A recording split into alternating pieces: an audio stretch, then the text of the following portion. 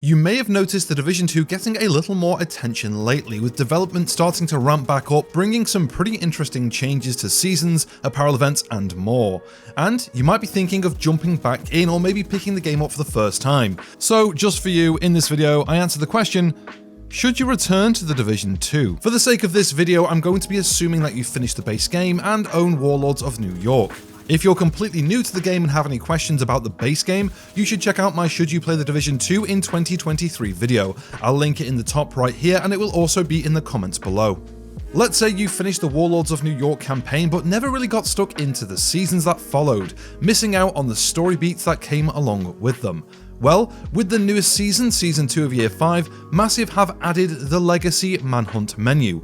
This gives you a full timeline of all of the seasons, the story beats in order, and information you need to catch up on the story. But this isn't just a quick read up. From this menu, you will be able to select and replay the climax missions from each of the previous seasons, and it's these missions that really move the story forward. Right now, there are 8 for you to play through, with the current season working towards the 9th.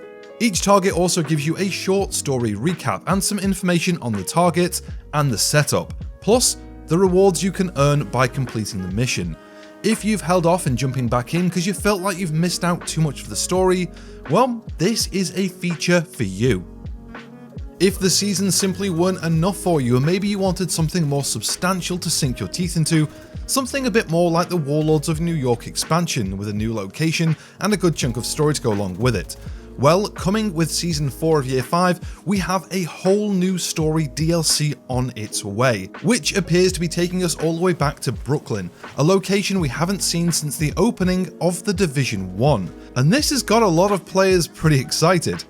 Other than the location, which is assumed by the image of the Brooklyn Bridge in the Season 4 image, nothing more is really known yet, but personally, I'm really hoping for something the size of Warlords of New York, bringing a whole new map and some in-depth story missions, side missions, and collectibles.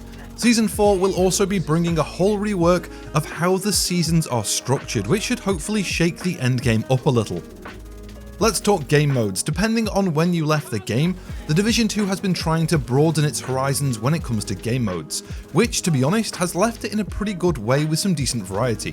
There's plenty to do, plenty to jump into, and some of it is definitely better than others. The game has got solo content, 4-player content, and 8-player content, and if you wanted to jump into the game solo and fancy something a little different, you've got a few options. There is the brand new roguelike game mode Descent.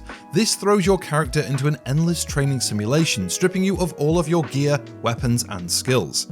As you play through Descent, you will have opportunities to get new weapons and skills to really fill out your arsenal as you play through what the game refers to as loops.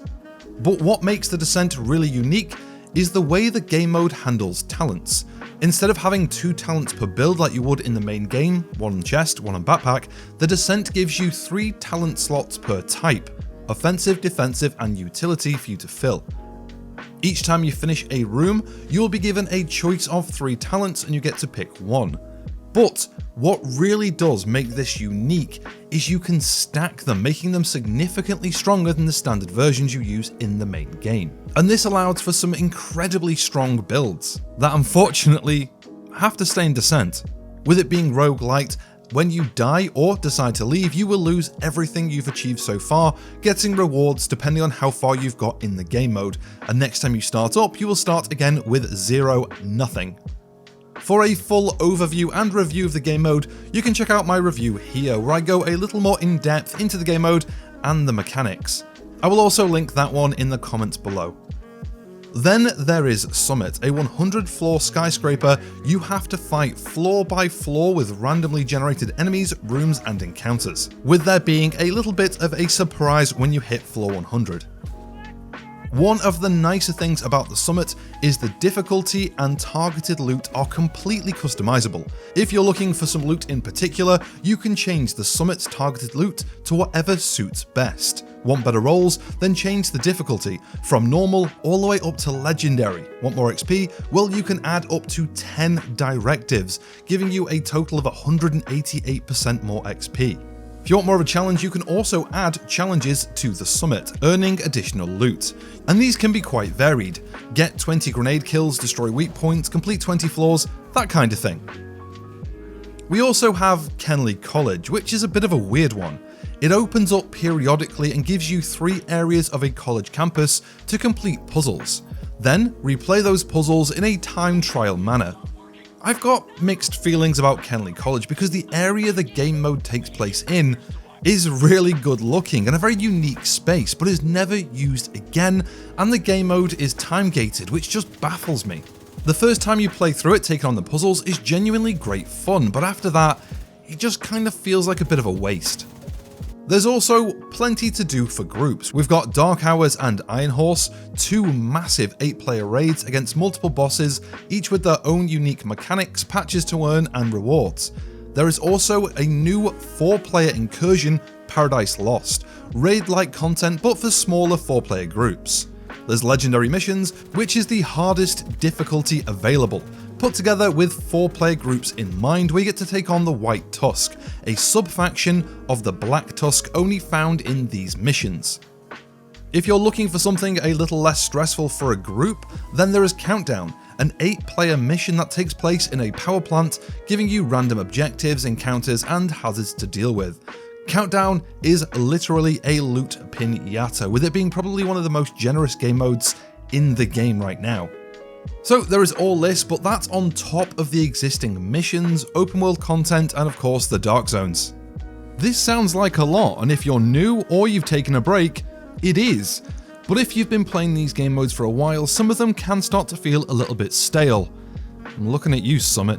Next, I want to talk to all the build crafters out there. With each season of The Division 2, the developers have been adding new named gear, named weapons, brands, gear sets, bloating the loot pool to a near ridiculous amount of loot, which of course brings both pros and cons. For most players, this has actually been a bit of a problem, with people wanting to collect and hoard every piece of loot they find. Sadly, we are getting to a point where the stash is just not big enough for the amount of loot out there. But for the build crafters, I see this as opportunity. If I've counted correctly, there are currently 27 brands, each with up to a 3-piece bonus. There's 18 gear sets and a stupid amount of weapons and named gear and named weapons. This means if you want to lean away from the meta and start creating and testing out weird off-meta builds, you are literally spoilt for choice. There's a lot of weird things to come up with, from skill builds, damage builds, tank builds. I say go for it, test things out and see what you can come up with. So let's boil all of this down and ask the question, should you return to The Division 2? Personally, I'd say right now is probably one of the best times you could jump back in. Despite a few issues like item bloat and maybe some of the game modes feeling a little bit stale, the game is overall in a very good place and development is ramping up, with the universe growing. As well as everything that's happening with this game over this season in Year 5, there's also The Division Heartland, a new free-to-play survival-ish game coming in the future. There is also a story-driven mobile title, The Division Resurgence, on the way, and recently we've had the announcement that The Division 3 will be in development in the future. So if you're worried about the Division franchise frizzling out, I cannot see that happening in the distant future.